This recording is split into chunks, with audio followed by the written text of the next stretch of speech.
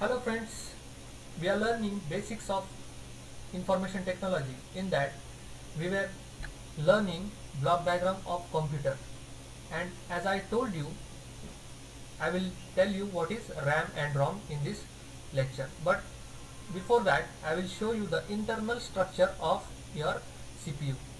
See, this is your CPU and you can see the cabinet of CPU here. If you open that cabinet, you can see here PSU, CD-ROM, PSU. This is the power supply of your computer. Here is the CD-ROM that here you can put your CDs here, and you can play movies or audios or any kind of files here. Here you can see the RAM, that is your primary memory. Video card, you can insert a video card here. Hard drive, that is the hard disk that stores the large amount of data on your computer. Here is the CPU. Here is fan that keeps this whole system cool. It is required to keep that cool because it is the electronic process. When the process is going on, this machine gets heat. So this system needs to be always cool. That's why they have provided here a fan. And all this is mounted on a silicon chip that is called as a motherboard. And here you can see the CPU. The small thing here in square is CPU, that is called as microprocessor also. You may have heard that dual core, i3, i5, these all are the microprocessors, and these microprocessors are responsible to all operations of the computer. So this is the internal structure. These cables are required to flow of your data, input to memory to output device. These all cables are required. So we will move forward to the RAM. This RAM is your primary memory, and the RAM is called as random access memory.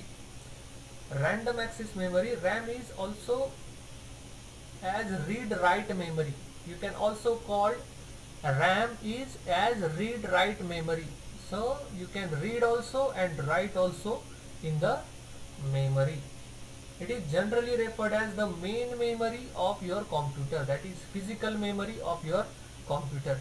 If you want to run the process, you will always need a RAM. Without RAM you cannot process on your computer. That is the main memory of computer. But it is a temporary memory. Why it is called as temporary memory? Because as I told you in the diagram, for computer, when data is getting processed, it should be always on your primary memory, that is on your RAM. But this is always required electricity to process data. When electricity goes, this RAM get vanished. There will not be any data after electricity is off. That's why it is called as temporary memory. The information is stored on the memory is lost as the power supply of the computer switches off. The power supply of the computer switches off and the memory will get vanished. That's why it is called as temporary memory, and it is also called as volatile memory. These words you have to remember. This could be asked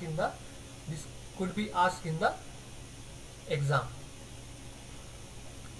So this is about RAM. What is RAM? RAM is random access memory. This is also called as the main memory of your computer. It is also called as the temporary memory of computer, and it is also called as the volatile memory of computer. And what is ROM? ROM is read-only memory. It stands for read-only memory. ROM is permanent type of memory. The content is not lost when the power supply is switched off. On ROM, you will not, the data on the ROM will not get vanished after your power supply is getting switched off. Content of the ROM is decided by the computer manufacturer. Those who are manufacturing the computer, the ROM content will be decided by them. The ROM cannot be overwritten. The computer is on by the computer. The ROM, we cannot change the data on the ROM. It is always fixed by the manufacturer, and it is also called as non-volatile memory or permanent memory. This is all about ROM. This supports the operating system. This ROM supports the operating system to run the processes. And what is secondary memory? You can see here. What is secondary? The primary memory is what? Your RAM and ROM. And the secondary memory, it is the external memory of the computer. It is used to store huge amount of different programs and information, like the magnetic hard disk, magnetic tapes, pen drives, flash memories, optical discs, CD, DVDs, SSDs. These all are your secondary memory where we can store data. You all know what is pen drive, magnetic tapes and hard disks. And flash memory, you know that it is memory card. This is CD and DVD, you all know. Okay, this is all about your memory. We will see the further points in the next lecture. I hope you understand this lecture. Thank you so much.